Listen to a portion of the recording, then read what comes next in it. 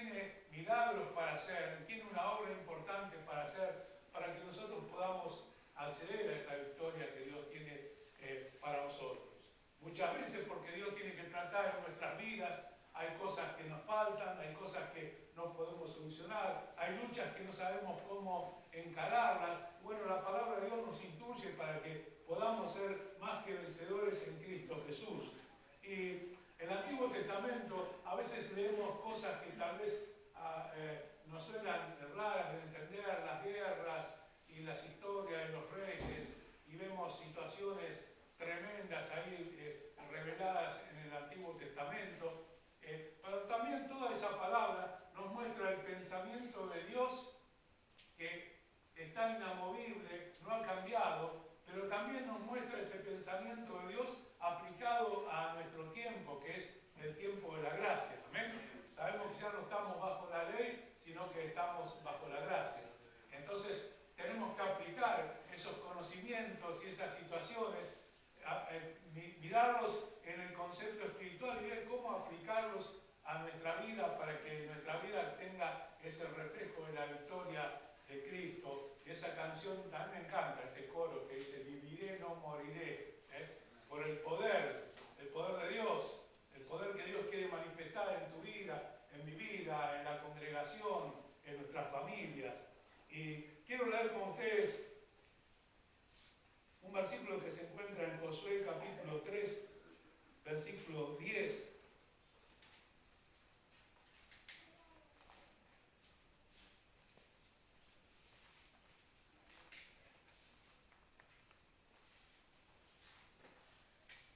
Este pasaje y estos primeros capítulos del libro de Josué, Dios muestra su gloria en la vida de Josué y lo enaltece para mostrarle no solamente al pueblo, sino a los enemigos de las cosas que Dios puede hacer a través de Josué.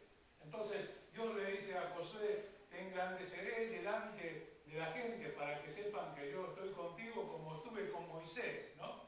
Y esa comparación, voy a estar contigo como estuve con Moisés, también es aplicable a nuestra vida. Dios quiere estar con vos, así como estuvo con Moisés, también quiere estar con vos. Dios quiere estar conmigo, así como estuvo con Moisés. Dios quiere engrandecernos para su gloria, no para la gloria personal.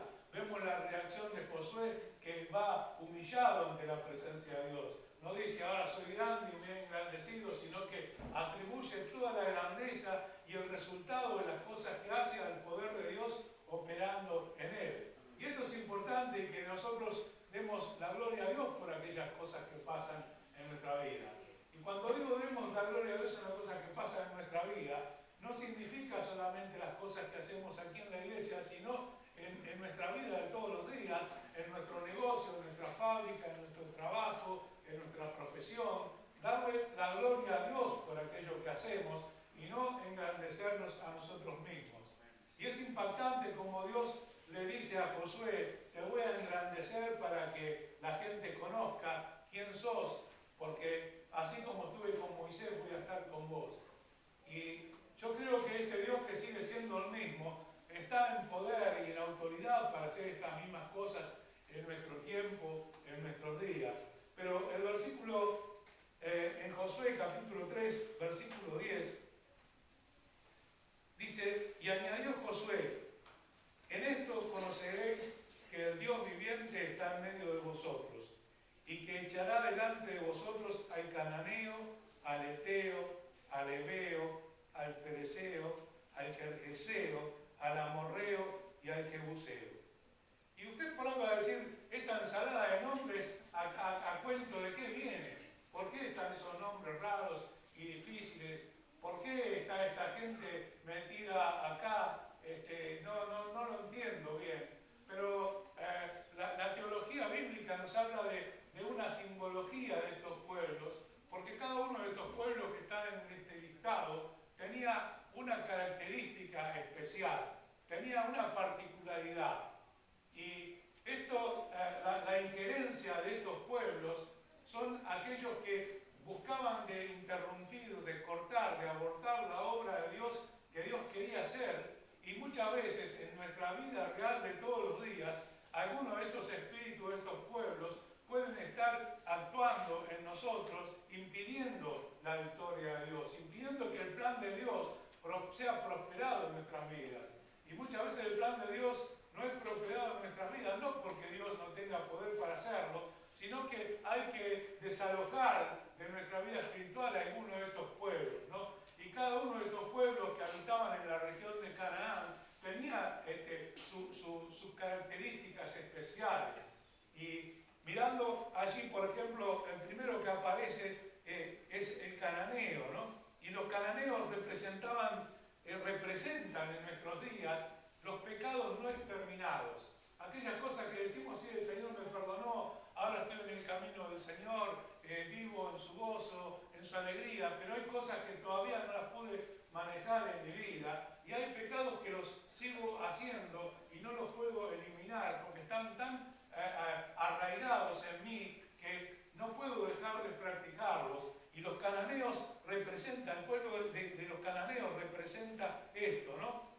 Representa aquella posición de rebeldía, de miedo, la codicia, la inestabilidad, la superficialidad, el chisme y el abuso. Todas estas cosas estaban empotradas, digamos, arraigadas en la vida de los cananeos. Y era importante que para llegar a la tierra prometida, para tomar posesión de la tierra prometida que Dios le había dado al pueblo de Israel, tenían que eliminar estos pueblos. Si no, no iban a poder llegar, no los iban a dejar llegar. Y yo entiendo que en el plano espiritual también Dios tiene una tierra prometida para cada uno de nosotros. Es el lugar, el propósito de Dios, el lugar donde Dios nos quiere poner, donde Dios nos quiere llevar y donde Dios quiere glorificarse en medio del lugar donde estamos, en nosotros, para que el mundo vea y conozca que el Dios grande, poderoso, vivo, el que es mismo ayer, hoy y por los siglos, sigue siendo el mismo y que tiene el mismo poder, la misma autoridad que tenía en la antigüedad.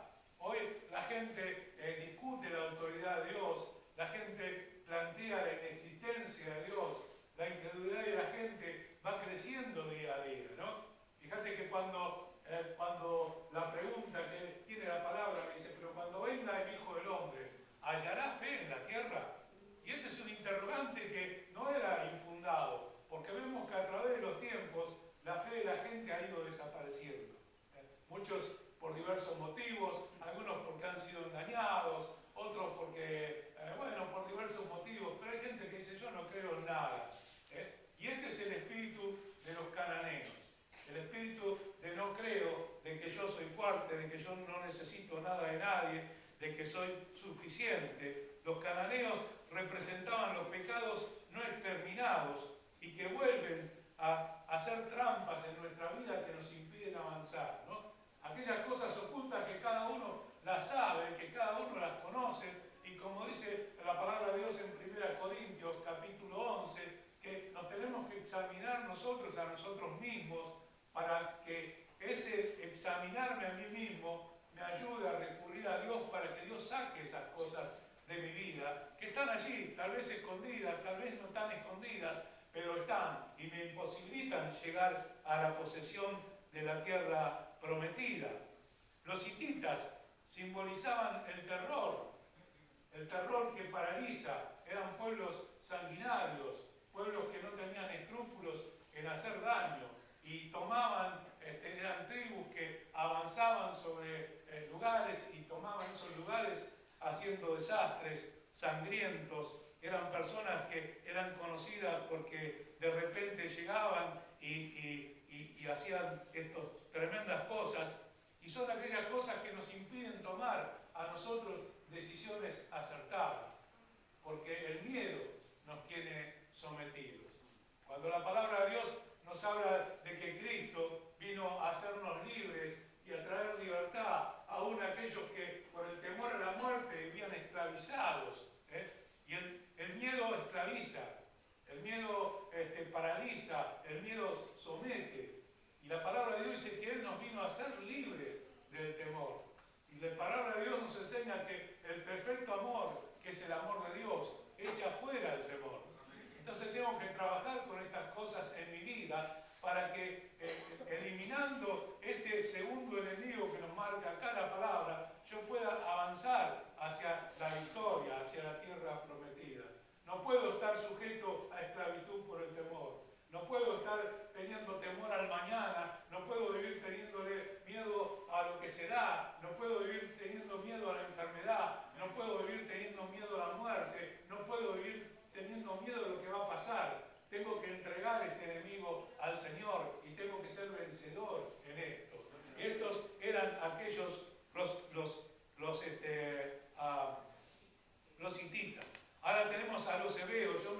anoté acá para no olvidarme de ninguno, porque es medio difícil recordar todos los nombres, ¿no? Los hebeos estaban relacionados, como significado de su nombre lo dice, con las serpientes. Es un enemigo feo, pero es un enemigo que actúa con astucia. Es un enemigo que lleva el chisme, que busca el daño, que desparrama el veneno. Yo digo que la serpiente desparrama veneno y ese veneno muchas veces es mortal. Y este enemigo busca de dañar nuestras vidas y no podemos seguir teniéndolo en medio nuestro, me refiero en el corazón, en la vida, sino que tiene que ser despojado, desarraigado, destruido, sacado fuera en el nombre de Jesús.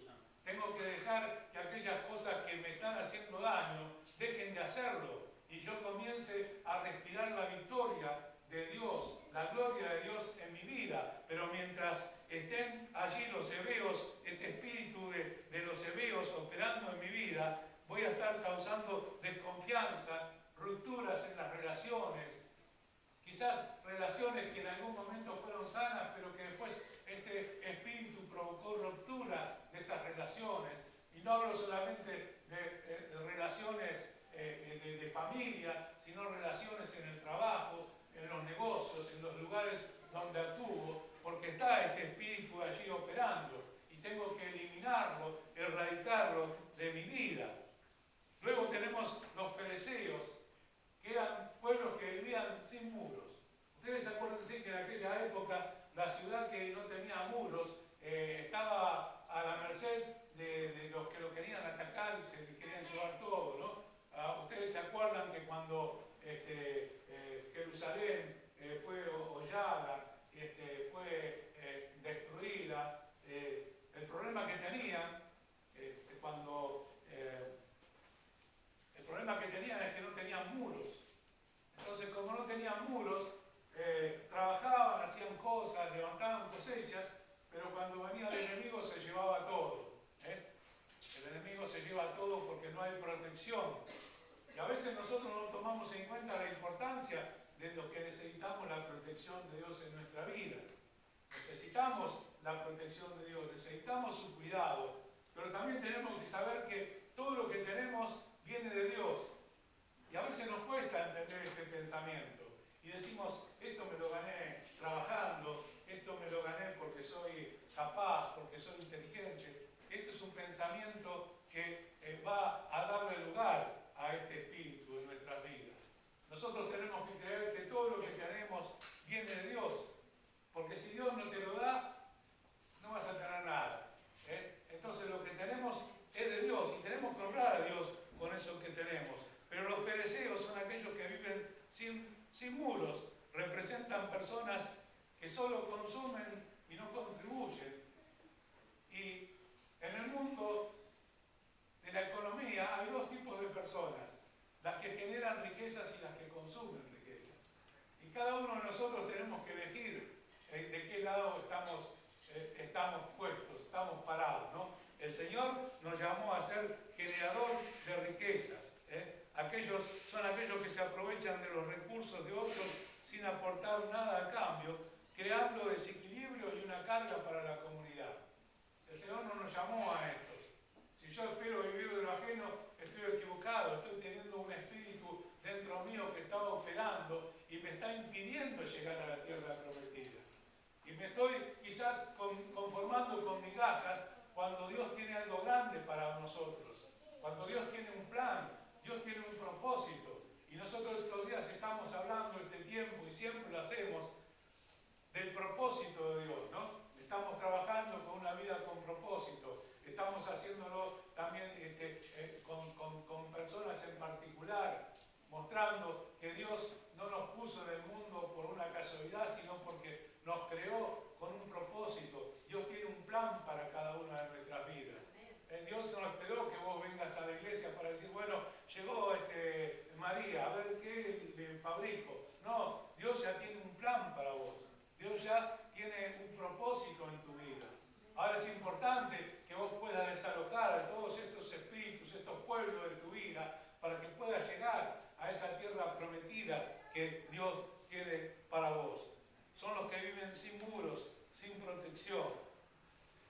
gergeseos son habitantes del suelo arcilloso.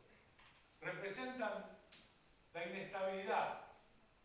Hay personas que son inestables, ¿no? Hay personas que vienen a la iglesia, dejan de venir. Hay personas que dicen, bueno, hoy no puedo ir porque tengo esto, porque tengo aquello, la semana que viene porque tengo lo otro. Pero de pronto dice, ahora sí voy, pero afloja de nuevo. Entonces nos muestra esa palabra que dice el hombre de doble ánimo, ¿no? El que está y no está. El que tiene empuje y de pronto pierde ese empuje. El hombre de doble ánimo, que es inconstante en sus caminos, no es perseverante. La palabra de Dios nos habla de perseverar, perseverando en todo tiempo, de perseverar y perseverar y perseverar. Perseverar es seguir a pesar de, seguir luchando contra. Perseverar es seguir aunque la situación en el momento no me sea favorable. Perseverando. El Señor aprecia de manera tremenda la perseverancia. Cuando vamos y venimos, cuando empujamos y aflojamos, dice la palabra que el hombre de doble ánimo es inconstante en todos sus caminos. Es como las olas del mar, que van y vos decís, qué ola grande, estos días hubo olas muy altas, pero de pronto no la ves más, no está más. Y ya andás a acordarte en qué lugar estaba esa ola, simplemente un recuerdo efímero de aquello que fue, ¿no? Y Dios no nos quiere así, nos quiere personas que perseveran.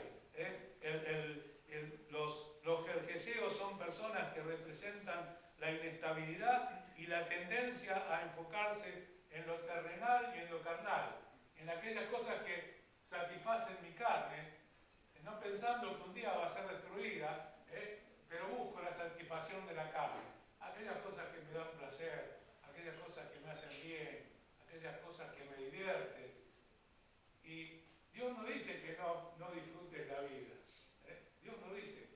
Dios nos da cosas para que nosotros las disfrutemos, pero que ninguna de esas cosas esté por sobre nuestra comunión con Dios, por sobre mi importancia, porque congregarme no es que le estoy haciendo un favor a Dios. Venir cada domingo a la iglesia no quiere decir que yo le estoy haciendo un favor a Dios. El que recibo el favor soy yo. Dice la palabra que no tengo que dejar de congregarme, como algunos tienen por costumbre. Ya pasaba en la iglesia de allá de los primeros días, pero también sigue pasando hoy. Entonces es un mal que está arraigado y no podemos llegar a la tierra prometida teniendo la presencia de este espíritu de los gergeseos en nuestra vida, en nuestro corazón. Tenemos que ponernos, dice la palabra, que el que pone las manos en el arado, ustedes saben que antes el arado no era esa maquinaria ahora que le ponen la computadora y va y hace todo, sino que era algo que llevaba una persona tomando dos empuñaduras y adelante iban los bueyes que empujaban, pero si él se daba vuelta para atrás, movía el arado y el surco se iba para cualquier lado, ¿no? Entonces, dice, no miren atrás, no miren lo que dejaron, sino miren hacia dónde van. Dice que el que pone las manos en el arado y mira hacia atrás, dice, uy, pero mira lo que hice, mira lo que dejé, me perdí de comer asado, me perdí de ir a una fiesta, y no es apto para el reino de los cielos. Y yo hay cosas que por mi edad las puedo testificar con mi vida. El Señor te va a dar tiempo para todas las cosas que sean buenas para vos. Porque el Señor no te quiere atar a sufrimiento y decir, bueno, ahora vas a ver lo que cuesta. No, el Señor te va a dar tiempo. Siempre traigo a memoria cuando estábamos pastoreando en la iglesia de Morón, que a veces prendíamos la parrilla el sábado a las 11:30 de la noche. Y el vecino decía, don Jorge, dice, usted sí que no tiene problema, y se prende la parrilla. Bueno, porque Dios no da tiempo. Y si Dios no te da lo que vos tenés que poner arriba de la parrilla, ¿para qué te sirve la parrilla? Entonces primero servir a Dios y después las demás cosas Él te las va a ir aparejando. Lo primero es servir a Dios. Y este es el espíritu que opera en las personas. Y por eso hoy no tenemos manos dispuestas a servir, no tenemos vidas comprometidas a invertir tiempo en su vida, ni hablar de dinero.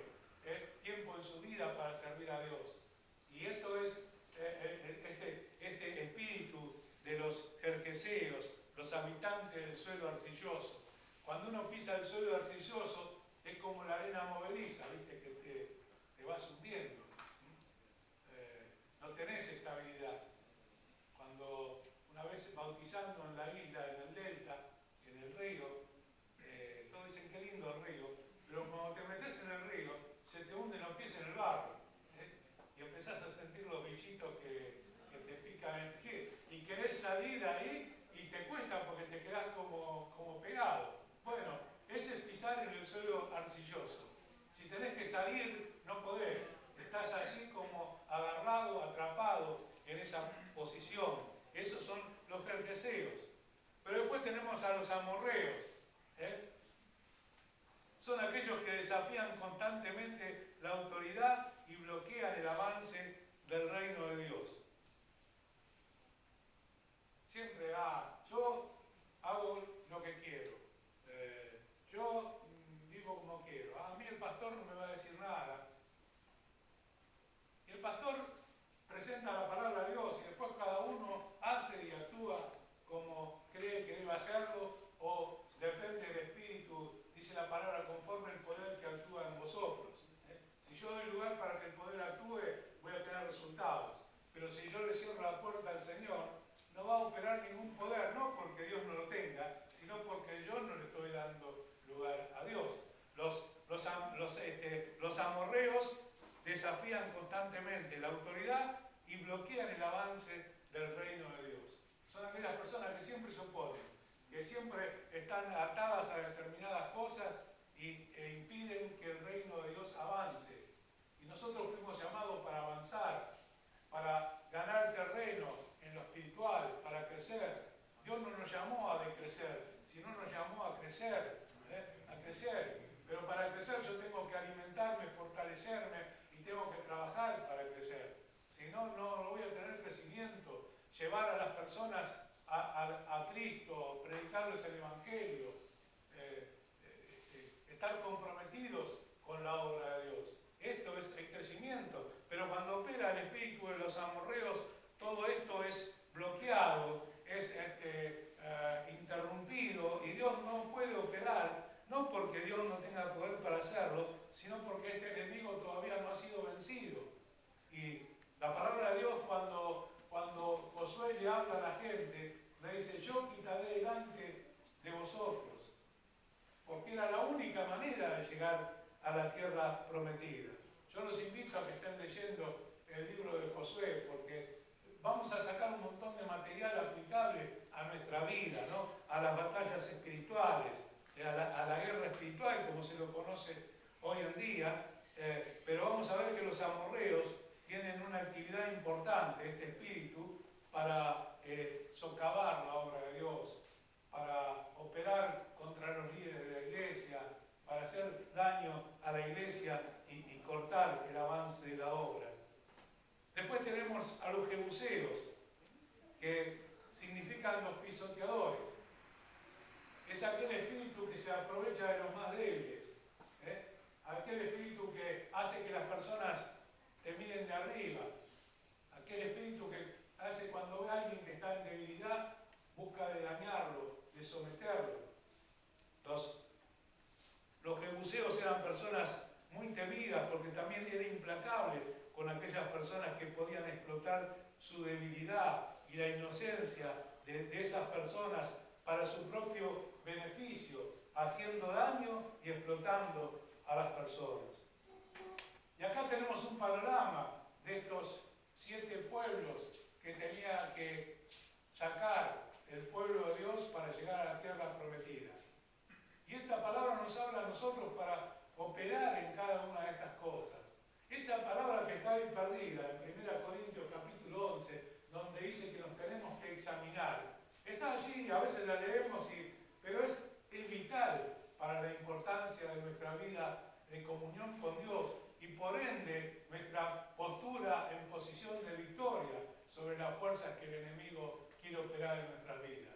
Porque a veces lo minimizamos, decimos, bueno, yo voy a la iglesia y levanto la mano y el Señor está conmigo, pero tenemos que prestar atención porque estamos batallando. Esta guerra espiritual es contra principados, contra potestades, contra huestes de maldad que se mueven en las regiones celestes. No es contra Juan o contra Pedro o contra una persona que busca de complicarme la vida, sino es contra cosas mucho más serias y mucho más grandes. Pero esto no tiene que llevarme a la posición de temor, sino a la posición de entender la magnitud del combate para que yo me pueda preparar. Amén. Yo no puedo ir a luchar contra todas estas cosas así cándidamente, si bueno, acá estoy, les voy a cantar un corito. Tengo que tener algo más. Tengo que tener la armadura, y no voy a hablar de eso en esta mañana, pero la armadura de Dios. Pero ahora vamos a ver que Josué, antes de que pase esto, en el capítulo 3, versículo 5, Josué tiene un mensaje poderoso para el pueblo. Y no era un mensaje de media hora o de 40 minutos, sino que ahí vamos a encontrar un mensaje poderoso. Y Josué dijo al pueblo: santificaos, porque Jehová hará mañana maravillas entre vosotros. Amén. Amén. Una vez cuando era jovencito, me invitaron a predicar en la iglesia, en una reunión de jóvenes, y prediqué sobre esto. Capaz que tenía 22 años. Estábamos en Luciana, más o menos. No me invitaron nunca más. Pero yo dije lo que el Señor me había puesto en mi corazón. Y acá, acá no puedo hablarlo porque no me van, ustedes no me invitaron, yo estoy acá. Así que santificados porque el Señor hará maravillas. ¿Y qué es una maravilla de Dios? A ver, alguien que me dé un ejemplo de una maravilla. Milagros. Amén, milagros, bien.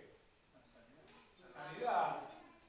Hay un pueblo tan lindo que dice sanidad divina, milagros y poder, Dios está haciendo al diablo estremecer. Bueno, de eso se va a tratar la campaña, la noche de evangelismo que vamos a hacer. Y espero que todos estén orando por esto, porque ese día vamos a salir con toda la artillería. Amén. Oh, me canso. Entonces, vamos a estar trabajando en esto. Bueno, el milagro, la maravilla.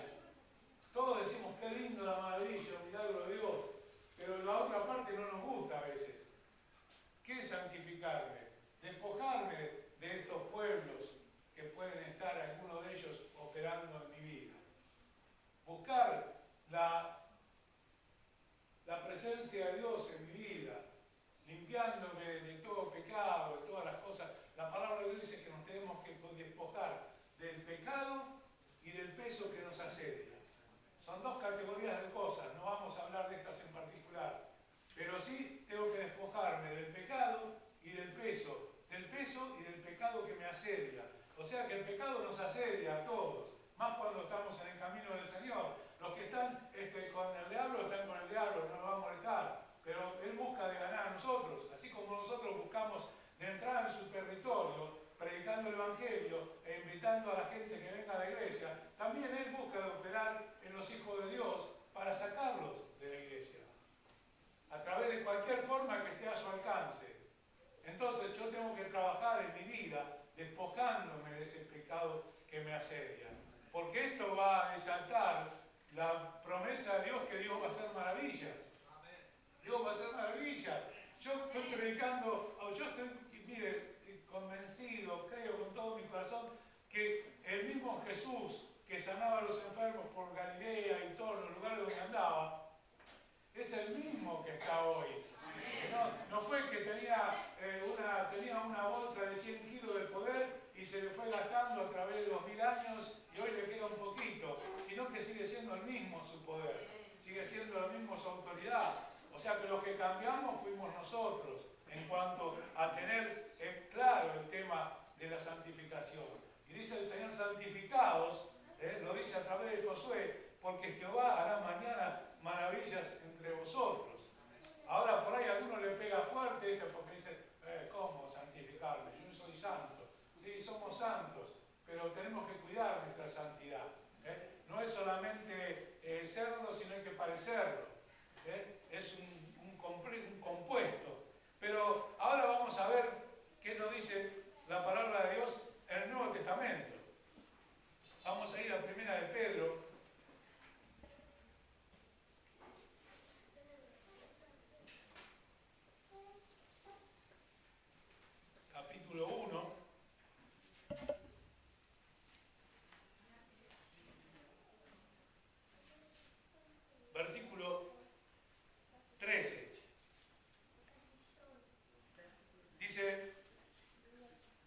tanto, ceñid los lomos de vuestro entendimiento.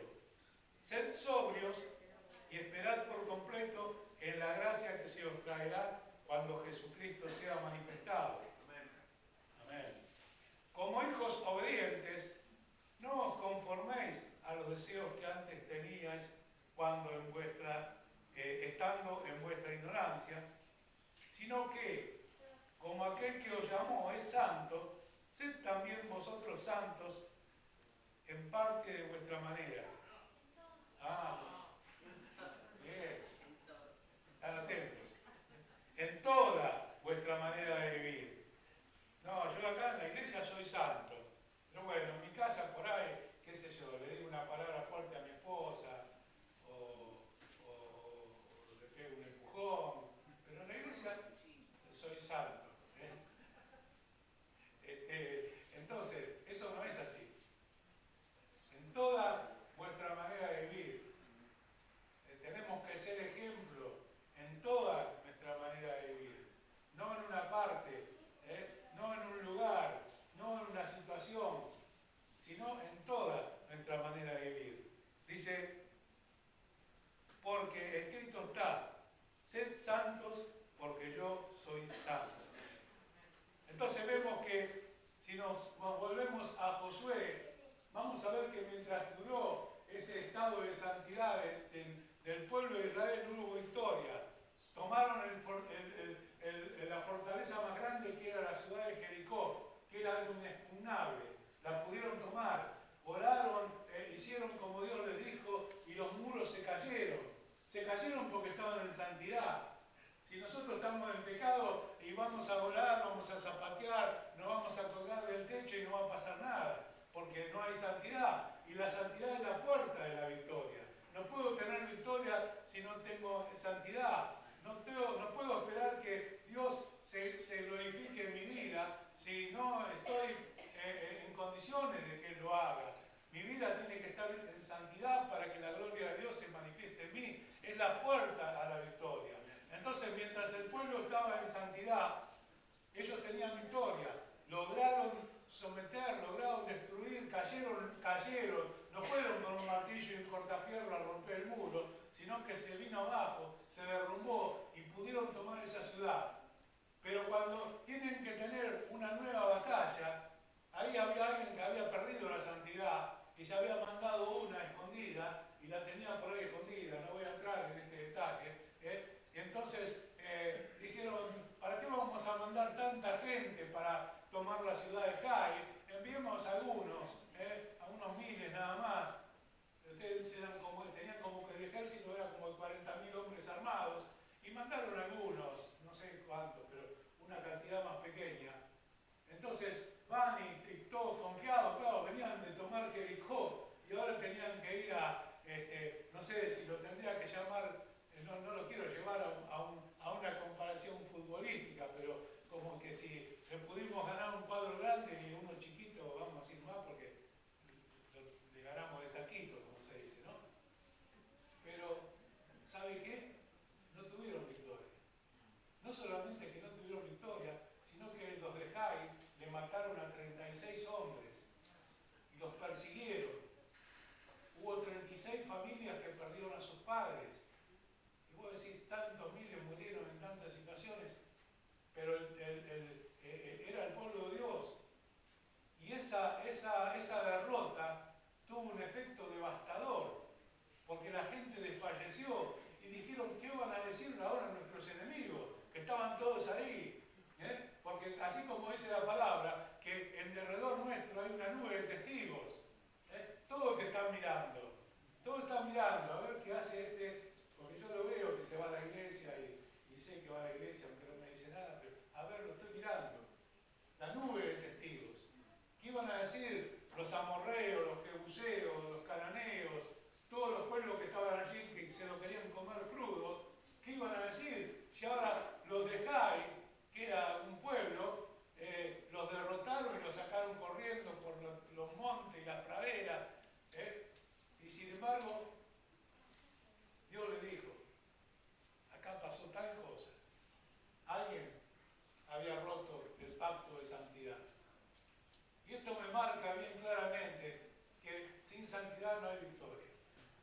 Dios nos marca claramente que tanto en lo individual como miembro del cuerpo de Cristo, para tomar la tierra prometida y poder eliminar estos enemigos que están delante nuestros, enemigos espirituales, tenemos que ir en santidad a la presencia del Señor. Tenemos que vivir en santidad. Como iglesia tenemos que vivir en santidad para que los muros se caigan.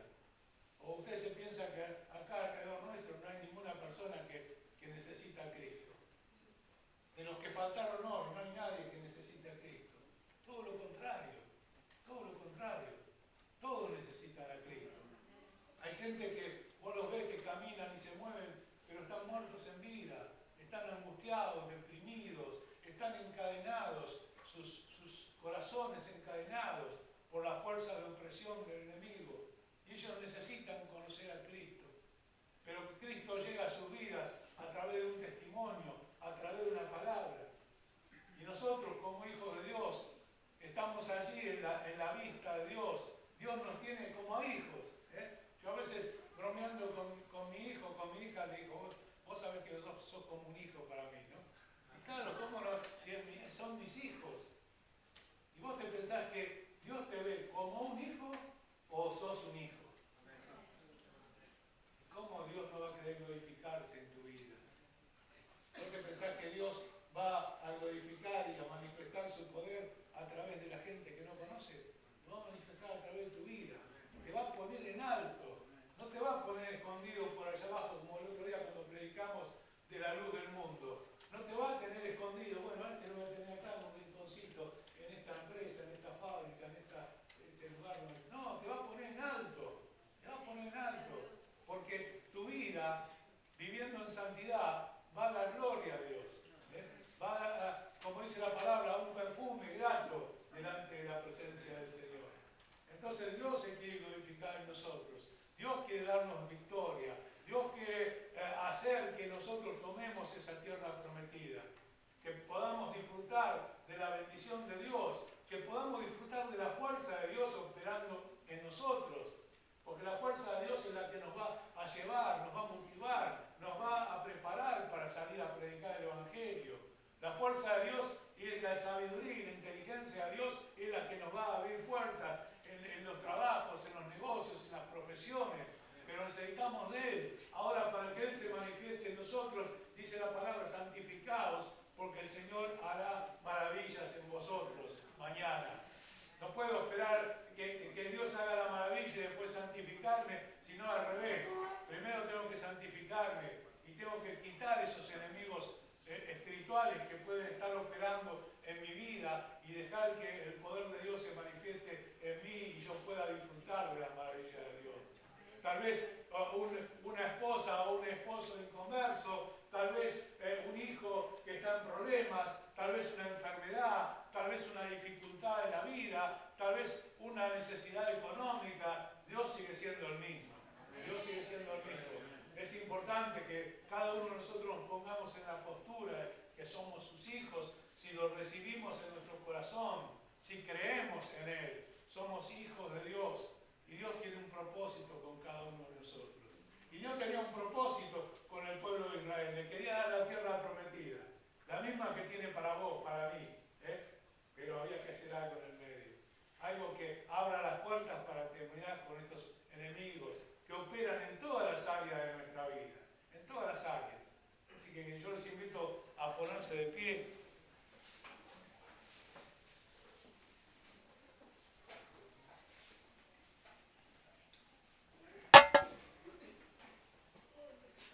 Vamos a hablar al Señor.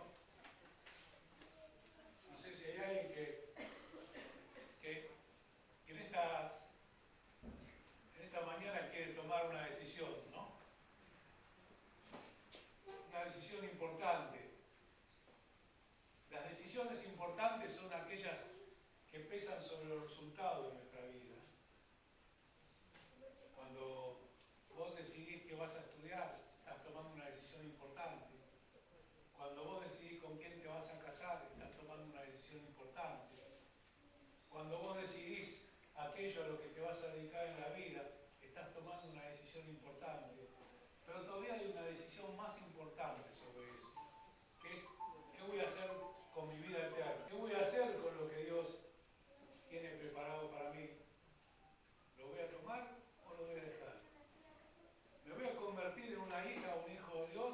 o simplemente voy a seguir al tumbo por la vida como una criatura de Dios. Porque hay dos cosas diferentes. Todos fuimos creados por Dios. Todo varón, toda mujer, desde Adán y Eva para acá, todos fuimos creados por Dios. Pero el Hijo de Dios no es creación de Dios solamente, sino que ahora es Hijo de Dios.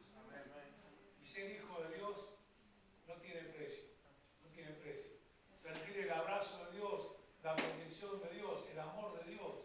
Sentir que cuando nos llegamos a Él está ahí para recibirnos, para abrazarnos, para mostrarnos que nos sigue amando a pesar de nuestras fallas.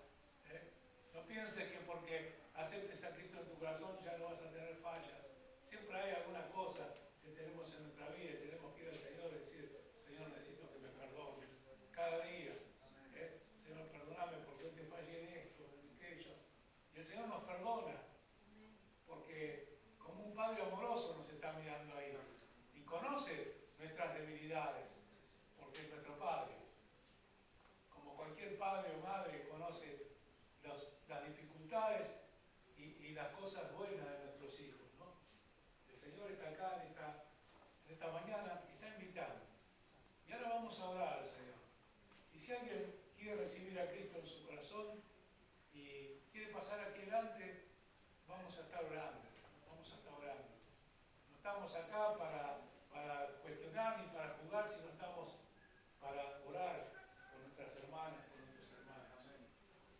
Y este es un tiempo importante, porque es el tiempo que cada uno de nosotros decide, toma una decisión, que no va a ser por un rato, sino va a ser por el resto de nuestras vidas. Así que vamos a orar al Señor, vamos a orar al Señor. Yo le voy a pedir a Germán que venga y esté orando aquí.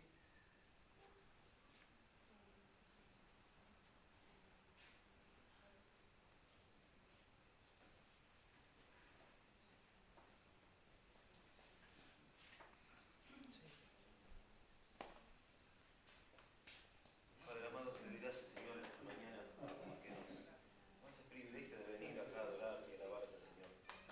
Te pido, Padre, que en esta mañana vos estés abriendo nuestros corazones, Señor, estés trabajando en nuestros corazones para que esta palabra que el pastor nos dio pueda trabajar en nuestra vida, nuestra alma, nuestro espíritu, Señor, para que podamos saber y entender cuál es nuestro propósito, papá.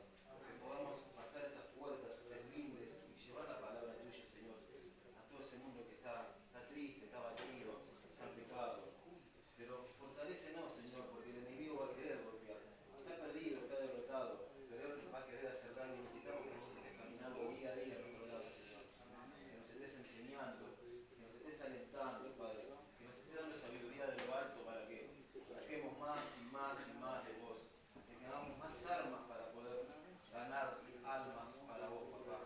Te pido por cada uno de mis hermanos que están acá, papá, por cada familia, por cada persona, por cada hermano que está acá, Señor, por cada alma que esté trabajando. Vos sabés las aflicciones, los dolores que tienen en su corazón, las necesidades, lo que ellos están afrontando día a día. Ayúdalos, Señor. Derrama tu amor, ya que está derramado, pero derrama más de tu amor, Señor, sobre nosotros. Te necesitamos, papá, te amamos. Sos todo para nosotros, Señor. Necesitamos poder parecernos día a día más a vos, tener tu carácter, Señor. Poder entender que vos sos lo primordial, que de lo primero que hacemos a la mañana hasta lo último, sos vos, Señor. Que todo lo demás es algo ínfimo, pero necesitamos tenerte a vos, papá, porque con vos somos vencedores, con vos somos felices, Señor. Con vos tenemos todo, Señor. Todo lo demás no existe, Señor. Danos ese amor por vos, Señor. Enséñanos a amarte día a día, Señor. Bendícelos a cada